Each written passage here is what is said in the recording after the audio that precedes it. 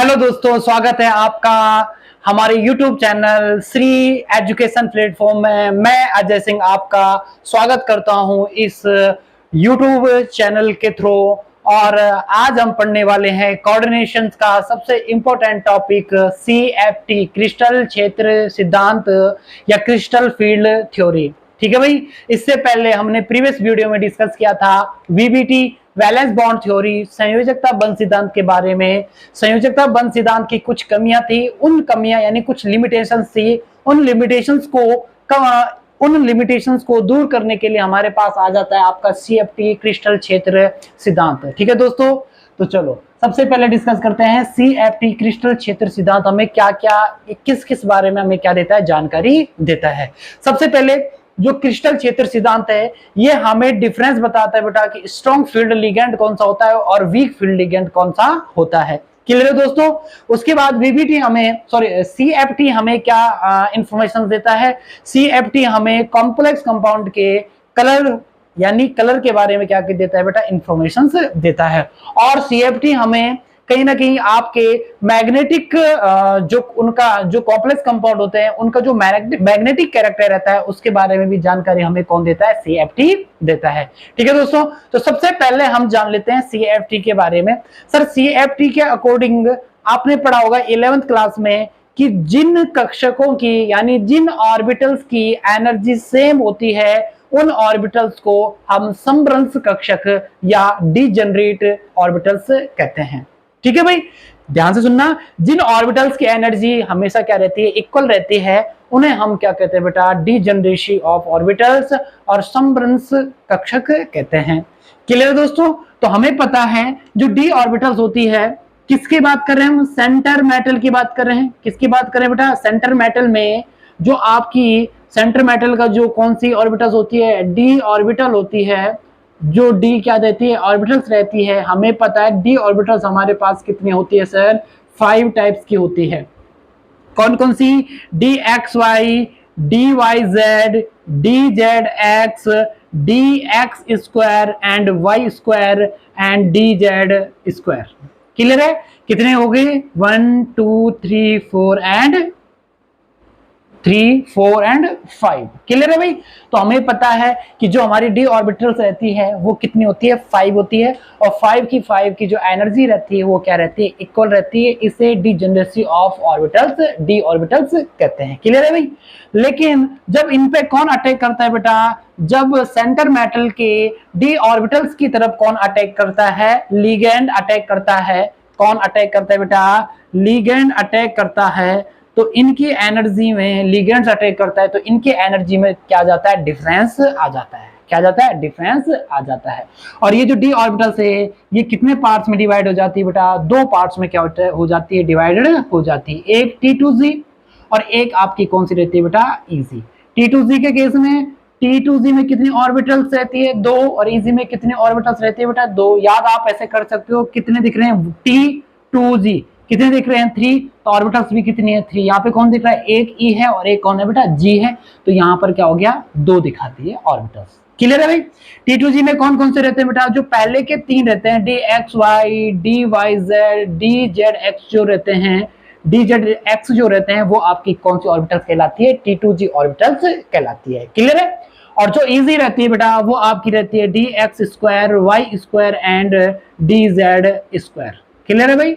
तो पहला पॉइंट कि डी ऑर्बिटल्स की जो एनर्जी रहती है वो क्या रहती है, इक्वल रहती है, जिसके कारण उन्हें क्या कहते हैं बेटा, समभ्रंश कक्षक या डिजेनरेसी ऑर्बिटल्स कहते हैं। लेकिन जब लिगेंड सेंटर मेटल की डी ऑर्बिटल्स पे क्या करता है, अटैक करता है, तो डी ऑर्बिटल्स की एनर्जी में क्या आ जाता है बेटा, डिफरेंस आ जाता है। एनर्जी में डिफरेंस आने की वजह से डी ऑर्बिटल्स कितने पार्ट्स में डिवाइड हो जाती है, यानी डी ऑर्बिटल्स का क्या होता है बेटा, विपाटन यानी splitting of D orbital and D orbital divided in 2 part, EZ and T2Z। T2Z में आपकी कौन कौन सी ऑर्बिटल आती है, DXY, DYZ and DZX and EZ orbitals में आपका कौन सा आ जाता है, DX² Y² and DZ²। Clear है भाई। ठीक है, अब सबसे पहले हम पढ़ेंगे बेटा, हमारे पास यहाँ पर 12th क्लास में एक ऑक्टा के केस में पढ़ना है बेटा हमने। ऑक्टाहेड्रल के केस में पढ़ना है, और एक हमने किसके केस में पढ़ना है बेटा, टेट्राहेड्रल के कॉम्प्लेक्स के केस में पढ़ना है। स्क्वायर प्लेनर के बारे में यहाँ पे कोई भी डिस्कस हमें नहीं करना है। क्लियर है भाई? तो सबसे पहले हम डिस्कस करते हैं बेटा किसके केस में, octahedral complex and splitting of D orbital in octahedral complex. ठीक है भाई, जब भी ऑक्टाहेड्रल कॉम्प्लेक्स में हमें पता होना चाहिए ऑक्टाहेड्रल कॉम्प्लेक्स का जो फॉर्मूला होता है, general formula, centre metal and number of ligand is equal to 6। ठीक है भाई, नंबर ऑफ लिगेंड कितने होते हैं, 6 होते हैं। अब मुझे बताओ नंबर ऑफ लिगेंड 6 होते हैं तो लिगेंड एंड लिगेंड के बीच में क्या पाया जाता है बेटा, रिपल्सन पाया जाता है। क्लियर है भाई, क्या पाया जाता है, रिपल्सन पाया जाता है। या आप ये कह सकते हो सर कि जो आपके लिगेंड है वो ligand dx square and y square, मतलब इस ऑर्बिटल और इस ऑर्बिटल के साथ यहां पर क्या करते हैं बेटा, रिपल्शन करते हैं, और रिपल्शन होने की वजह से इनकी एनर्जी में क्या आ जाता है, चेंजेस आ जाता है, और कम एनर्जी किसकी हो जाती है, T2G की, और Eg की क्या रहती है बेटा, ज्यादा एनर्जी रहती है। क्लियर है दोस्तों? उसके बाद यहां पर नंबर ऑफ लिगेंड कितने हैं, 6 है, और 6 लिगेंड्स के बीच में क्या पाया जाता है बेटा, रिपल्शन पाया जाता है, और रिपल्शन पाने की वजह से यहाँ पे T2G और Eg की एनर्जी में क्या आ जाता है, बहुत ज्यादा क्या जाता है, डिफरेंस आ जाता है। क्लियर है भाई? याद रखना ऑक्टाहेड्रल में T2G की एनर्जी लेस रहती है और Eg की एनर्जी क्या रहती है बेटा, ज्यादा रहती है। इसके लिए यहाँ पे 3/5, ठीक है, डेल O, और इसके लिए यहाँ पे कितनी रहती है बेटा, 2/5 डेल O, और एक यहाँ पर बैरीमीटर्स है। बैरीमीटर्स का मतलब है कि जो पहले डी ऑर्बिटल की एनर्जी थी, मान लो ये थी, तो नीचे की तरफ जा रहे हैं तो किस में जा रहे हैं बेटा, एनर्जी क्या है, माइनस है यानी कम है, और ऊपर की एनर्जी क्या है बेटा, प्लस यानी पॉजिटिव यानी ज्यादा है। क्लियर है दोस्तों? और यहाँ पर यहां से और यहां तक का जो डिफरेंस है, एनर्जी जो डिफरेंस है, उसे हम क्या कहते हैं, डेल ओ कहते हैं। क्या कहते हैं बेटा, डेल ओ कहते हैं। CFSE कहते हैं बेटा इसे, क्रिस्टल फील्ड स्प्लिटिंग एनर्जी। जो यहाँ पर रहता है वो आपका कितना रहता है, डेल ओ रहता है, और डेल ओ लगभग आपका कितना रहता है बेटा, 10 रहता है। कितना रहता है बेटा, 10 रहता है। क्लियर है भाई? इतना पता चल गया। ऑक्टाहेड्रल वाला हमारा कंप्लीट हो गया। ठीक है सर, अब ऑक्टाहेड्रल के बाद हम डिस्कस करते हैं किसके केस में, splitting of D orbital in tetrahedral complex. किसके बारे में डिस्कस करते हैं बेटा, टेट्राहेड्रल कॉम्प्लेक्स के बारे में क्या करते हैं बेटा, डिस्कस करते हैं। क्लियर है भाई? टेट्राहेड्रल के बारे में डिस्कस करने से पहले एक और पॉइंट यहां पर आ जाता है ऑक्टाहेड्रल के केस में बेटा, थोड़ा ध्यान से दिखना कि अगर मान लो कोई डी ऑर्बिटल्स है और उसके पास नंबर ऑफ इलेक्ट्रॉन्स कितने हैं बेटा, 4 हैं, यानी डी में नंबर ऑफ इलेक्ट्रॉन कितने हैं बेटा, 4 हैं। क्लियर है? तो डी में नंबर ऑफ इलेक्ट्रॉन अगर 4 हैं तो जब इनकी पेयरिंग बेटा यहां पर करेंगे तो पहले 1, 2 एंड 3 इलेक्ट्रॉन तो सेम भर दिए, लेकिन चौथा इलेक्ट्रॉन्स मैं यहां भरूं या यहां भरूं, अब हम कैसे पता करेंगे कि चौथा इलेक्ट्रॉन हमें कहां भरना होता है। तो पहले कंडीशन में मैं बोल देता हूं सर कि इलेक्ट्रॉन मैंने यहां पे भर दिया, कहां पे भर दिया, यहां पर भर दिया। तो यहां पर अगर मैं भर रहा हूं तो मैं इसकी क्या कर रहा हूं बेटा, पेयरिंग कर रहा हूं। इसकी मैं क्या कर रहा हूं बेटा, पेयरिंग कर रहा हूं। क्लियर है सर? ठीक है सर। लेकिन अगर मैं बोलूं इसके केस में ऐसे कर रहे हैं सर हम, मतलब एक इलेक्ट्रॉन कहां चले जाए, इजी में चले जाए, एक इलेक्ट्रॉन कहां चले जाए, इजी में चले जाए, तो हम यहां पर क्या नहीं कर रहे हैं, पेयरिंग नहीं कर रहे हैं। क्या नहीं कर रहे हैं, पेयरिंग नहीं कर रहे हैं। और यहां पर एक चीज आप कॉन्सेप्ट के अकॉर्डिंग ध्यान रखना बेटा, एक चीज क्या ध्यान रखने वाली है बेटा, वो ध्यान रखना, एक होती है बेटा यहां पे पेयरिंग एनर्जी, पेयरिंग एनर्जी जिसे डिनोट करते हैं बेटा P से। क्लियर है? और यहां से इलेक्ट्रॉन को यहां जाने में जो एनर्जी लगेगी वो एनर्जी क्या होगी बेटा, डेल O क्या होगी बेटा, एनर्जी क्या होगी बेटा, एनर्जी। क्लियर है? अब ध्यान से सुनना, 2 केस बनते हैं कब, जब D के पास कितने इलेक्ट्रॉन होते हैं, 4 इलेक्ट्रॉन। कितने केस होते हैं बेटा, 2 केस। कितने केस, 2 केस। पहले केस में ध्यान से सुनना, पहले केस में अगर पेयरिंग एनर्जी कम है, पेयरिंग एनर्जी क्या है, कम है और डेल ओ की एनर्जी क्या है, ज्यादा है। मतलब अगर इलेक्ट्रॉन को यहां से यहां जाने में ज्यादा एनर्जी की रिक्वायरमेंट है, ज्यादा एनर्जी की क्या है, जरूरत है, क्लियर है, और पेयरिंग करने के लिए कम एनर्जी की जरूरत है, तो तब क्या होगा बेटा, यहां पर हो जाएगा T2Z में बढ़ जाएंगे 4 इलेक्ट्रॉन और EZ में जाएंगे 0 इलेक्ट्रॉन। ये वाला केस कब फॉलो होगा बेटा, फर्स्ट वाले में। समझ में आ गया? मतलब अगर पेयरिंग एनर्जी कम, मतलब यहां पे पेयर होने में इसे कम एनर्जी चाहिए और ऊपर जाने के लिए उसे क्या चाहिए, कम एनर्जी चाहिए, तो वो इलेक्ट्रॉन चाहता है कि मैं यहां पे क्या करूं, पेयरिंग करूं, EZ में ना जाऊं। क्लियर है? ठीक है सर।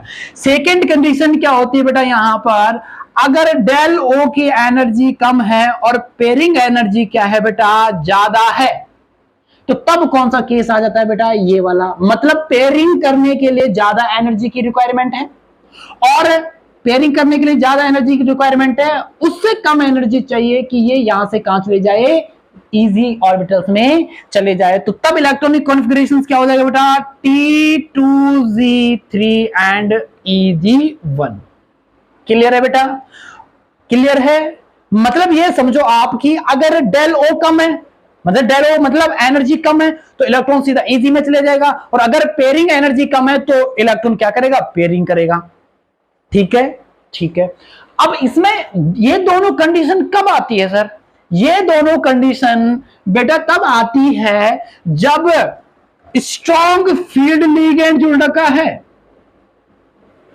अगर स्ट्रॉन्ग फील्ड लिगेंड जुड़ रखा है तो पहले केस को फॉलो करेगा, पहले केस को क्या करेगा, फॉलो करेगा। हमने वीबीटी में भी डिस्कस किया था, वीबीटी में हमने क्या डिस्कस किया था, जो स्ट्रॉन्ग फील्ड लिगेंड होता है वो इलेक्ट्रॉनों की क्या कर देता है बेटा, पेयरिंग कर देता है। क्लियर है?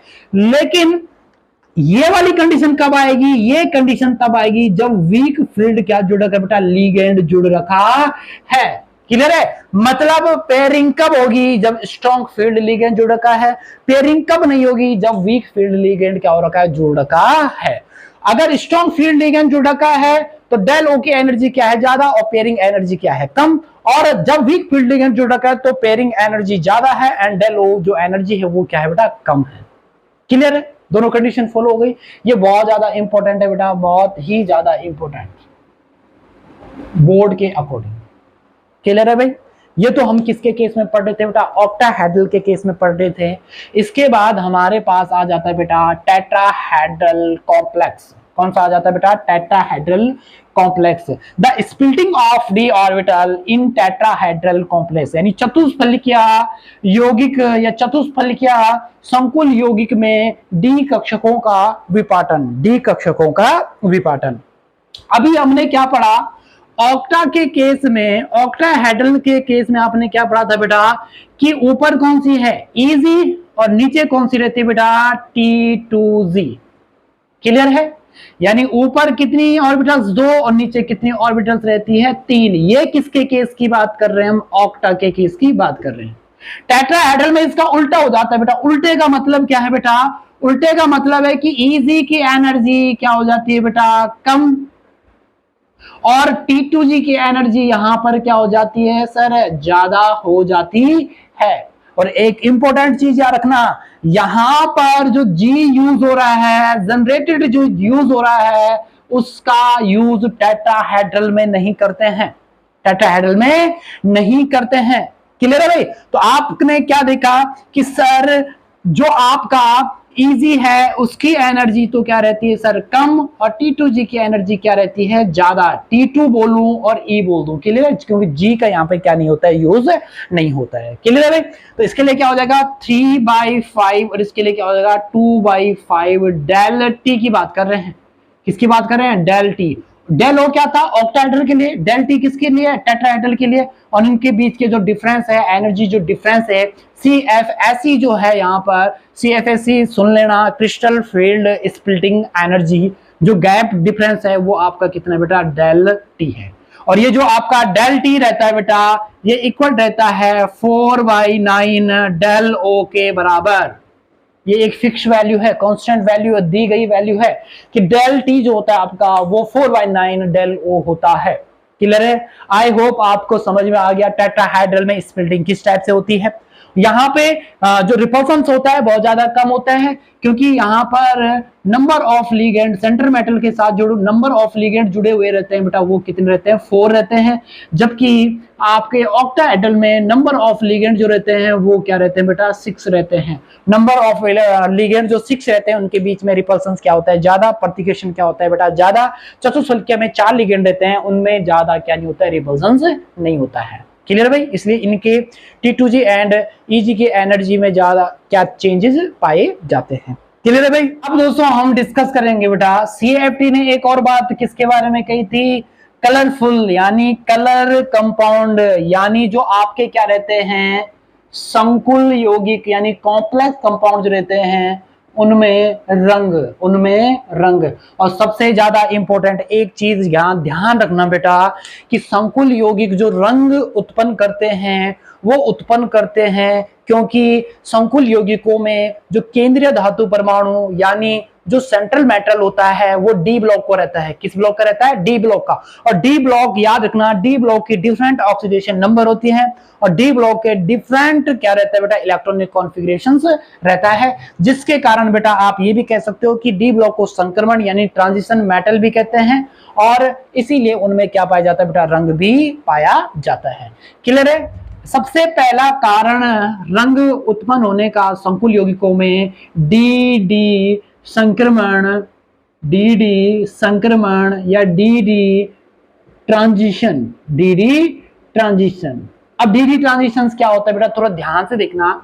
मैं कह लेता हूं, मान लो इलेक्ट्रॉन T2G में है, मान लो इलेक्ट्रॉन्स कहां पर बेटा, T2G में है, और इलेक्ट्रॉन को मान लो हम यहां से थोड़ा सा क्या दे देते हैं, हीट दे देते हैं या टेम्परेचर दे देते हैं। मतलब इलेक्ट्रॉन टेम्परेचर को यानी हीट को थोड़ा क्या करेगा, एब्जॉर्ब करेगा और T2G से कहां एक्साइटेड हो जाता है बेटा, EG में क्या हो जाता है, एक्साइटेड हो जाता है। क्लियर है? जब ये यहां पर एक्साइटेड होता है मतलब d ऑर्बिटल से d ऑर्बिटल में एक्साइटेड हो रहा है तो उसी को हम क्या कहते हैं बेटा, डी ट्रांजिशन कहते हैं।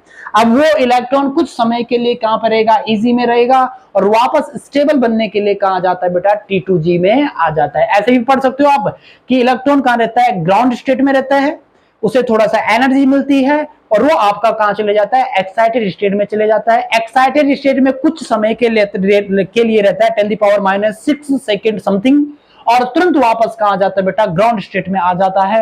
और जब ग्राउंड स्टेट में इलेक्ट्रॉन आता है, कहां से, एक्साइटेड स्टेट से ग्राउंड स्टेट में आता है, तो जो एनर्जी उसने एब्जॉर्ब की होती है उस एनर्जी को वो क्या कर देता है, रिलीज कर देता है। और वही रिलीज एनर्जी हमें या तो लाइट के फॉर्म में या कलर के फॉर्म में क्या होती है बेटा, दिखाई देती है। तो पहला कारण क्या है, संकुल रंग क्यों उत्पन्न करते हैं, क्योंकि इनमें क्या पाया जाता है बेटा, डी ट्रांजिशन पाया जाता है। क्लियर है? सेकेंड कारण ये भी है बेटा, लिगैंड एक्सचेंज। यानी अगर लिगैंड किसी कंपाउंड यानी कॉम्प्लेक्स कंपाउंड में क्या होते हैं बेटा, एक्सचेंज होते हैं, तो उसकी वजह से भी संकुल यानी कॉम्प्लेक्स कंपाउंड में क्या उत्पन्न होता है बेटा, रंग क्या होता है, उत्पन्न होता है। क्लियर है भाई? अब हम पढ़ने वाले हैं बेटा CFT की कुछ क्या बेटा, लिमिटेशन। CFT की कुछ क्या पढ़ने वाले हैं बेटा, लिमिटेशंस पढ़ने वाले हैं। CFT की कुछ लिमिटेशंस क्या है, लिमिटेशंस क्या है, जैसे सीमाएं क्या है। देखो CFT जो है, जो क्या आपकी क्या है बेटा, CFT है, CFT सिर्फ और सिर्फ किस ऑर्बिटल्स की बात करता है बेटा, d ऑर्बिटल्स की क्या करता है बेटा, बात करता है। सिर्फ और सिर्फ किस ऑर्बिटल की बात करता है, d ऑर्बिटल्स की क्या करता है बेटा, बात करता है। क्लियर है? और CFT किसी भी कॉम्प्लेक्स कंपाउंड के स्ट्रक्चर को क्या नहीं कर पाती है, डिफाइन नहीं कर पाती है। क्लियर है भाई? किसी भी स्ट्रक्चर को क्या नहीं कर पाती है, डिफाइन नहीं कर पाती है। और जो क्रिस्टल फील्ड जो तो आपकी क्या है बेटा, थ्योरी है, जो क्या है बेटा, क्रिस्टल फील्ड जो थ्योरी है उसके अकॉर्डिंग, क्रिस्टल फील्ड थ्योरी के अकॉर्डिंग लिगैंड एंड मेटल के बीच में कौन सा बॉन्ड पाया जाता है? 100% आयनिक बॉन्ड पाया जाता है, जो क्या है बेटा? गलत है। इसमें 100% आयनिक भी नहीं होता है और 100% कोवलेंट कैरेक्टर भी क्या नहीं रहता है? प्रेजेंट नहीं रहता है। ये क्या हो गई? CFT की क्या हो जाती है बेटा? लिमिटेशंस हो जाती है। क्लियर है दोस्तों? CFT के अकॉर्डिंग CFT ने एक स्पेक्ट्रोकेमिकल सीरीज भी दी थी बेटा लिगेंड्स के बारे में। ठीक है भाई, आगे हम पढ़ेंगे, ठीक है, स्पेक्ट्रोकेमिकल सीरीज के बारे में। हेलो दोस्तों, आज हम करने वाले हैं स्पेक्ट्रोकेमिकल सीरीज की एक बेस्ट ट्रिक को। ठीक है दोस्तों, वैसे स्पेक्ट्रोकेमिकल जो सीरीज है वो कौन सी थ्योरी ने दिया था? वो दिया था CFT ने। किसने दिया था? CFT ने। क्लियर है? स्पेक्ट्रोकेमिकल सीरीज में आपका जो लिगेंड होता है, आपके जो लिगेंड्स होते हैं उनको एक इंक्रीजिंग ऑर्डर में रखा गया है फील्ड के अकॉर्डिंग, मतलब उनका मेटल पर क्या इफेक्ट पड़ता है उनके अकॉर्डिंग उनको एक सीरीज में रखा गया है। उस सीरीज का जो नाम है, उस सीरीज को कहते हैं बेटा स्पेक्ट्रोकेमिकल सीरीज। क्लियर है? स्पेक्ट्रोकेमिकल सीरीज को याद करने के लिए एक ट्रिक बता रहा हूं बेटा आपको।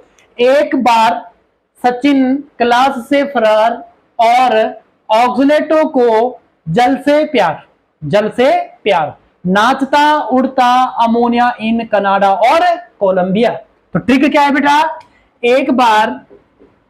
एक बार जो सचिन था, एक बार सचिन जो था तुम्हारा दोस्त होगा, एक बार सचिन क्लास से फरार हो गया और जो क्या है तुम्हारा, और ऑक्सलेटो को, किसको बेटा? ऑक्सलेटो को यहां पे साइलेंट है बेटा। ऑक्सलेटो को किससे प्यार? जल से। जल से क्या हो गया बेटा? जल से प्यार। ये दोनों साइलेंट है। और कौन? नाचता उड़ता, नाचता उड़ता, और कौन गया? अमोनिया। नाचता उड़ता अमोनिया इन, कहां गया? कनाडा। कनाडा। और कहां गया बेटा? कोलंबिया। कहां गया? कोलंबिया। क्लियर है?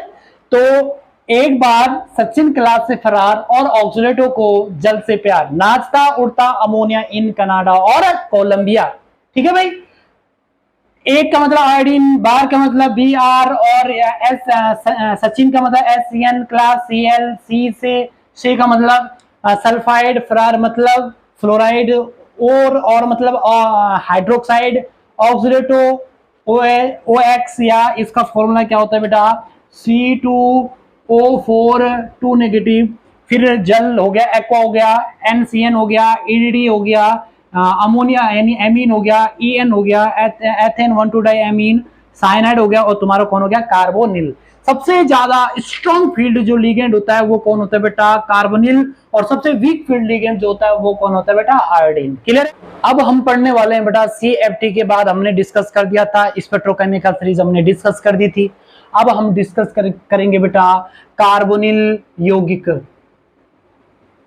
कार्बोनिल संकुल यौगिक, कार्बोनिल संकुल यौगिक, carbonyl complex compound, carbonyl complex compound. देखो कार्बोनिल कॉम्प्लेक्स जो होते हैं वो आपके होमोलैप्टिक, होमोलैप्टिक का मतलब है इनमें सिर्फ और सिर्फ क्या प्रेजेंट होता है बेटा? कार्बोनिल। सिर्फ और सिर्फ क्या प्रेजेंट होता है बेटा? सेंटर मेटल के साथ कौन जुड़े हुए रहते हैं? कार्बोनिल जुड़े हुए रहते हैं।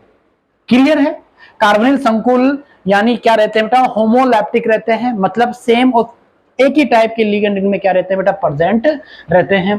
कार्बोनिल संकुल में सेकंड पॉइंट सिग्मा बॉन्ड भी बनता है बेटा, और पाई बॉन्ड भी क्या होता है बेटा? फॉर्म्ड होता है। क्लियर? कैसे?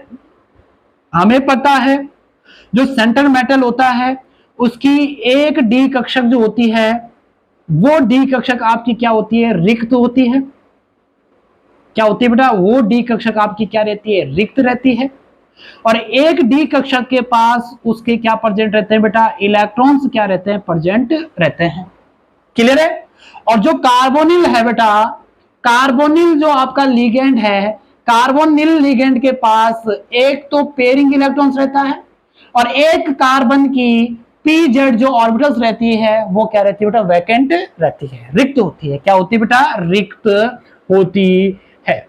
अब क्या होगा, देखो ये कार्बोनिल यहां पर दे देगा बॉन्ड बनाने के लिए, तो ये कौन सा बॉन्ड बन गया, सिग्मा बॉन्ड। अब वापस ये जो है मेटल जो है, धातु जो है, वो बॉन्ड बनाने के लिए वापस कार्बोनिल को इलेक्ट्रॉन क्या कर देता है, डोनेट कर देता है, और इनके बीच में कौन सा बॉन्ड बन जाता है बेटा, पाई बॉन्ड का क्या हो जाता है, फॉर्मेशन हो जाता है। तो कार्बोनिल कंपाउंड में एक सिग्मा बॉन्ड बनता है। सिग्मा बॉन्ड कब बनेगा, जब लिगेंड अपने इलेक्ट्रॉन को डोनेट कर देगा धातु के रिक्त ऑर्बिटल को, क्लियर है, वैकेंट ऑर्बिटल को। पाई बॉन्ड कब बनेगा, जब धातु देगा अपने इलेक्ट्रॉन्स को, किसको बेटा, कार्बोनिल के रिक्त कक्षा को, कार्बोनिल के कार्बन की रिक्त कक्षा को अपने इलेक्ट्रॉन क्या करता है, डोनेट करता है। क्लियर है भाई।